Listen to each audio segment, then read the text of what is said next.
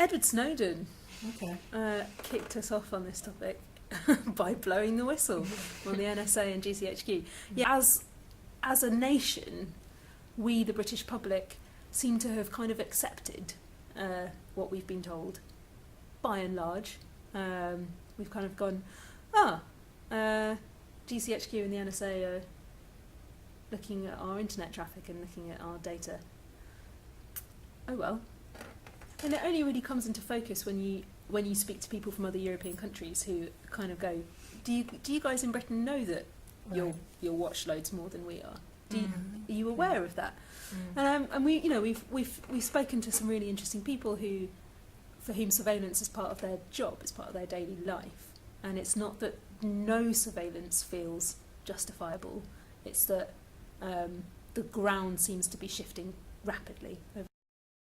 So what, when we were thinking about how to tackle this massive issue of invasive government surveillance and how to weave a story that's about that was relatable to people, we decided that we wanted to use the metaphor of the state and us, the people, being like a couple. So there's a man and a woman who are in a committed relationship, they live together, and the man represents the state and the woman represents us. And we see what happens to their domestic life together and their love when, for a number of reasons, the male character begins to watch her more and more using a number of different surveillance practices. And I think one of the reasons that we came up with this analogy of a couple is because the language that the government tends to use about why it watches us is very much using a rhetoric of care and love. You know, it's because they want to look out for us. It's to safeguard us. So we're really aware that people may come to this show with a lot of emotion around the subject already. If people leave having been made more able to have empathy between those quite extreme positions, then that will be success.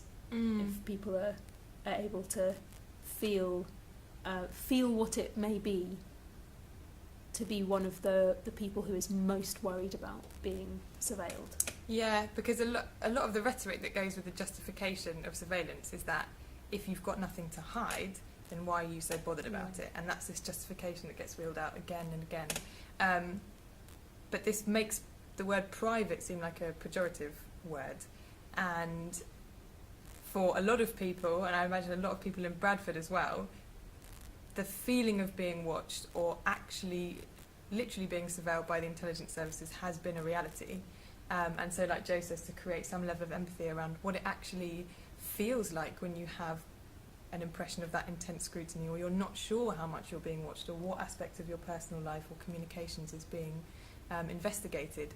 It's incredibly damaging to livelihood, and I think it's quite easy it's a privilege to be able to sit comfortably within the idea of surveillance.